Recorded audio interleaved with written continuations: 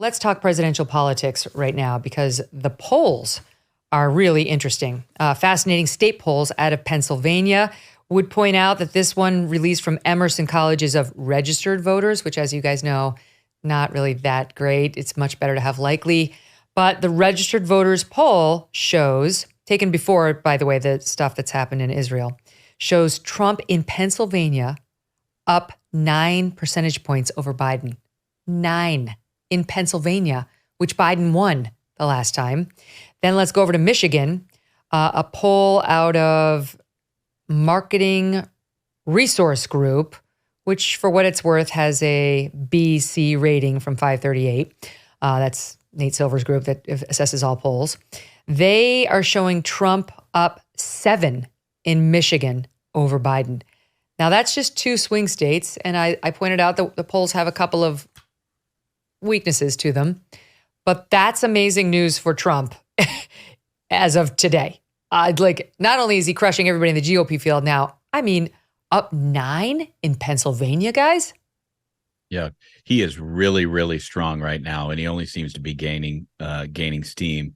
And a Trump margin like that is not just good for him, it's good for all Republicans, because we have down ballot races in both Pennsylvania and Michigan that matter very, very much. In the Senate, we've got this guy, Dave McCormick, who's running in Pennsylvania. He's a great candidate running against Bob Casey, who's been there way too long and has sort of lived a charmed life every cycle, winning easy races in good cycles for Democrats.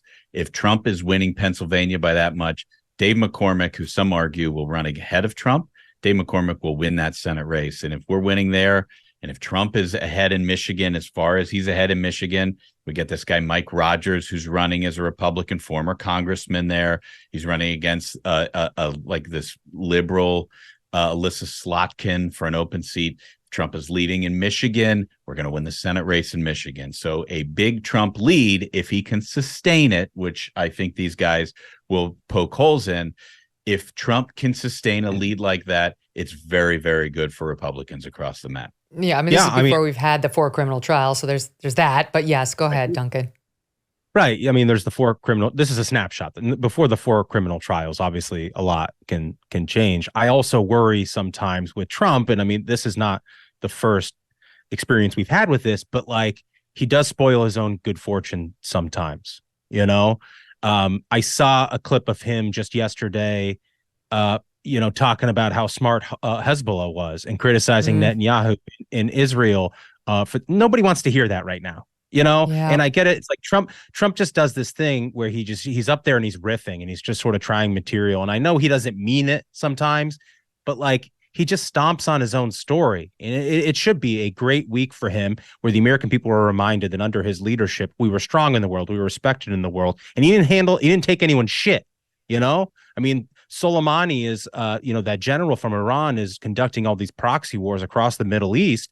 And what did Donald Trump do? He turned him into salsa, right? That's how Donald Trump. And then posted the American flag on Twitter. Right. Right. So great. Right. And so if you're a voter, who maybe was on the fence about supporting Donald Trump again, or, an independent voter or somebody like that, Americans just sort of viscerally want somebody who's strong to be in the Oval Office. They know the burdens of the job and being the leader of the free world.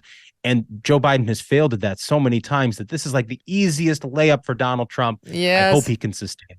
The thing on calling Hezbollah smart, I'll give him a pass on that, because he was trying to say, why would the Biden administration openly say we're really worried about the north of Israel and Lebanon and Hezbollah coming in and exploiting this conflict? That's what we're really worried about. He was saying Hezbollah's smart, they're listening.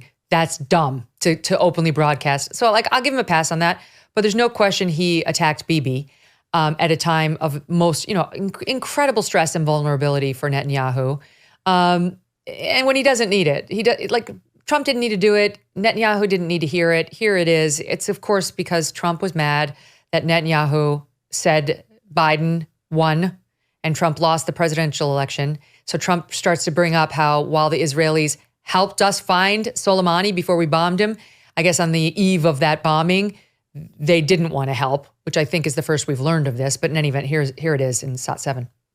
I'll never forget that Bibi Netanyahu let us down. That was a very terrible thing. So we were disappointed by that, very disappointed, but we did the job ourselves, and it was absolute precision, magnificent, beautiful job.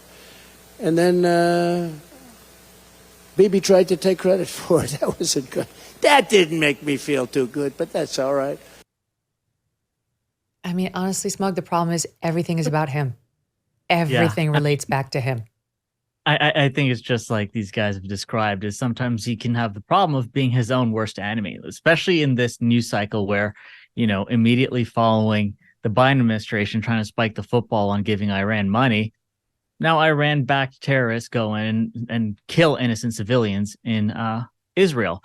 And so at this moment should be like Trump having complete strength on that subject. And then he goes and just completely models the message. That's a huge issue that he has continually. And I think his campaign should really, because he's got a great campaign team, a very serious campaign team on this cycle. They really need to make sure that he stays focused, because good right luck. now, Americans, it's become very clear Biden's doing, it's very clear that Biden's doing a terrible job as president, and this country is not being respected around the world. But for him to just for Trump to jump off message like that's just a huge unforced error. I know. Yeah, and I think it's also the timing. It's benefiting some of the other Republican presidential candidates. And, they're obviously way behind in the polls. But previously in a lot of the national polling in a head-to-head with Biden, most of the other candidates were, 3-4 points back, and Trump was winning by 2 or tied or what have you. But I saw the Fox News poll Yes, I was going to mention today, where DeSantis is leading, Nikki Haley's leading as well. I think it reflects isn't just like, that all those, and Trump isn't. Trump's losing by Trump, 1, though it's within the 3-point margin of error.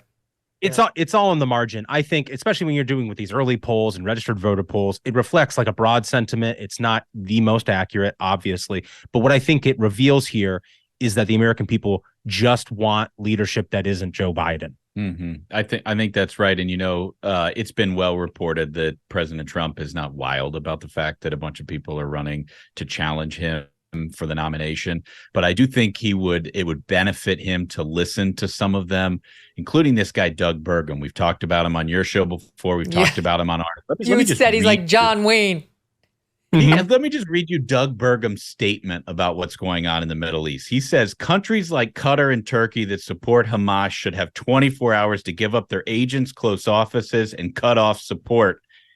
Or we should close our airspace to Qatar Airways and Turkish Airlines if they refuse. I mean, that is something that is very specific. That sounds like John Wayne.